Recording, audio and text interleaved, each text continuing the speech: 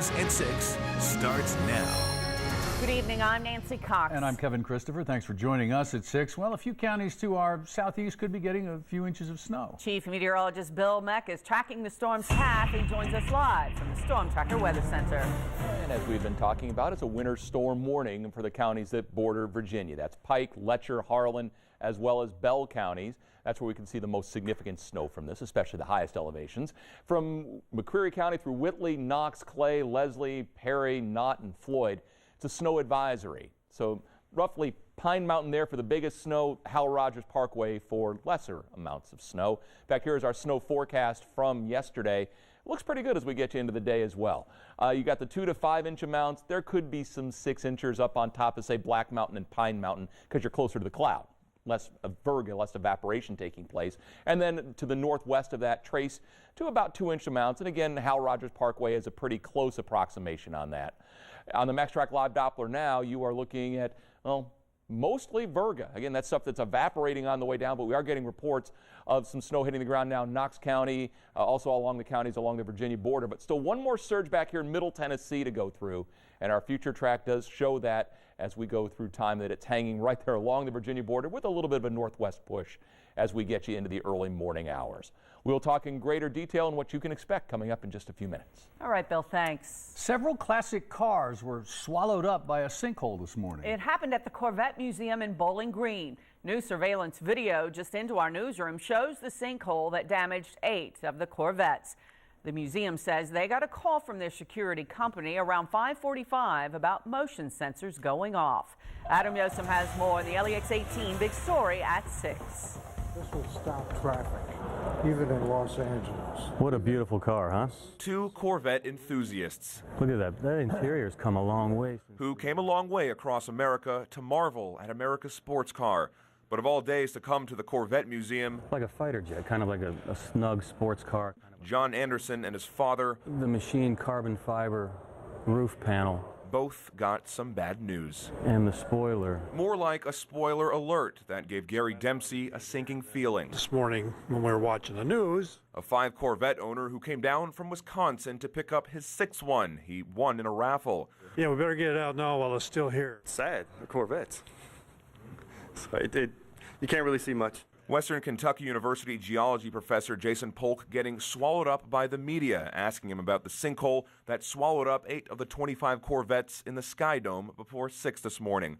There's no need for panic or any indication that there's any other causes or issues. Sinkholes aren't uncommon in Kentucky's cave country, but this one was the museum's first. It's depressing, to say the least. Among the damage, the 1,000th Corvette, the 40th anniversary Ruby Red, the 62 Black.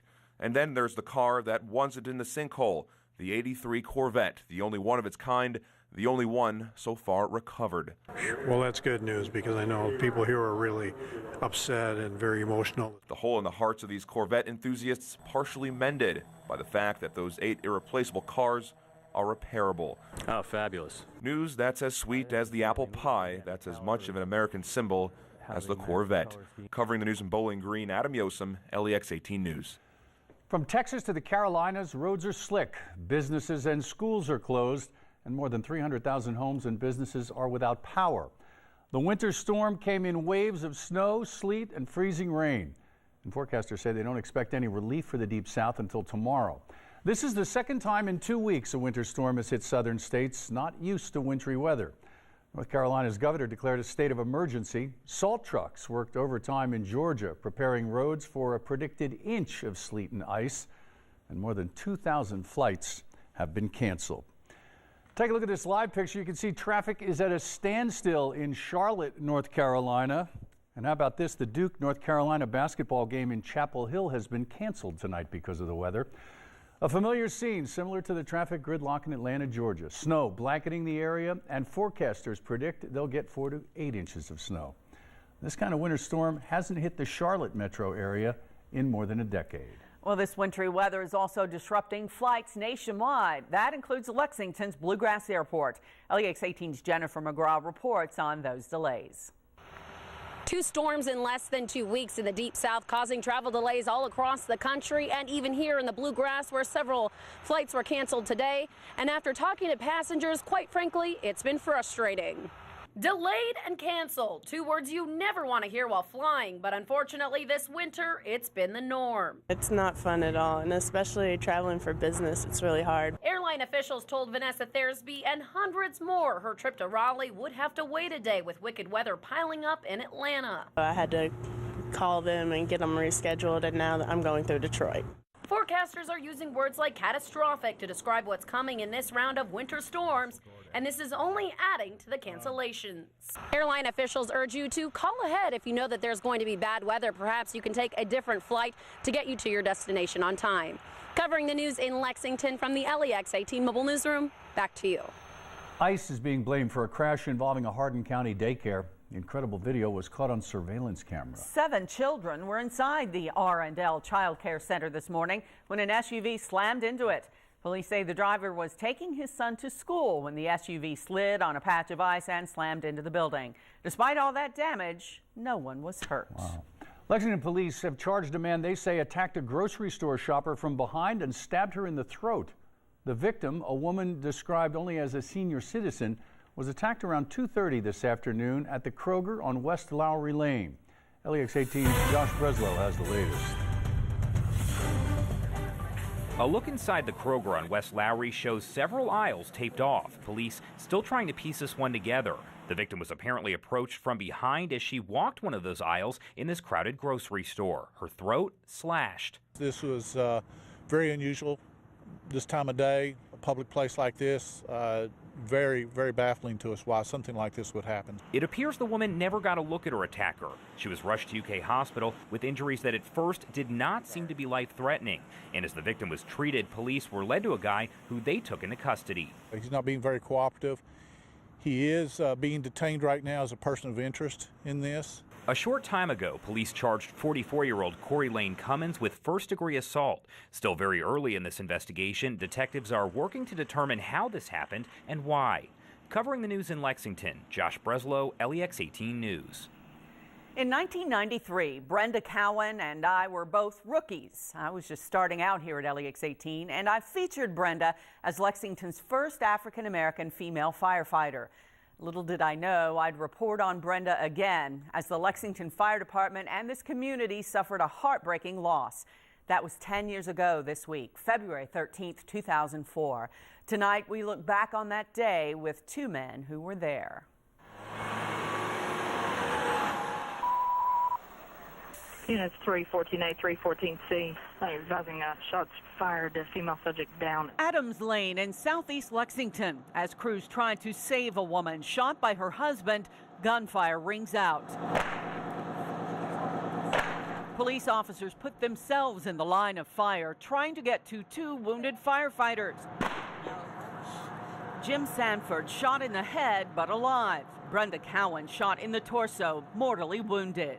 He was hell-bent on killing somebody that day.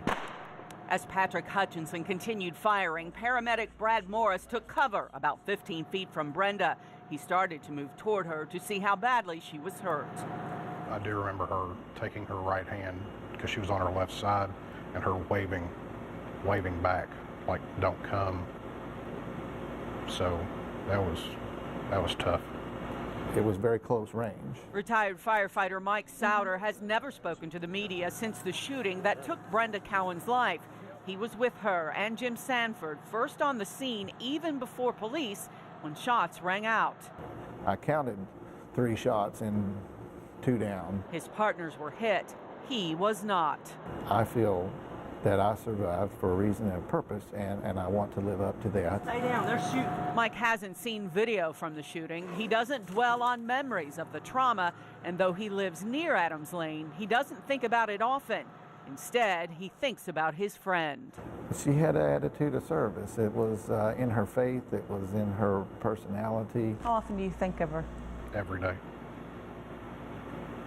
You always have something that defines your life, and that defined my career at the time. Brad even talks to his young daughters about Brenda and the example she set for women and minorities. I call her my friend and my protector, and how brave she was in protecting us, and how we wanted to protect her, and that it was just somebody did something bad that day, and she had to go away. The gunman, Patrick Hutchinson, was ruled incompetent to stand trial for several years, but in 2009 he pled guilty but mentally ill to killing Brenda Cowan and his wife Fontaine. He was sentenced to 25 years. Kevin? After the shootings in 2004, procedures in Lexington changed almost immediately. Now fire and EMS crews are directed to wait until police have secured a scene before they begin to render aid to victims. Trying to provide for dozens of dogs became too much for a Leslie County man. Coming up next on LEX-18 News at 6, his plea for help and the volunteers stepping in to lend a hand. Drop everything for 5 days only. Drop everything for Toyota's President's Weekend sales event and get an additional $500 bonus cash on Camry, Prius, and RAV4. Over and above all other incentives, get 0% financing plus $1,500 total bonus cash on Camry. Get a Toyota Care 24-month lease with 0 due at signing for $299 a month plus $500 bonus cash with no cost maintenance included. Drop everything because it all ends Monday. Toyota, let's go places. DQ $5 lunch. Is it chicken strips, fries, and a drink with a free sundae? Or do you get a sundae with free chicken strips, fries, and a drink?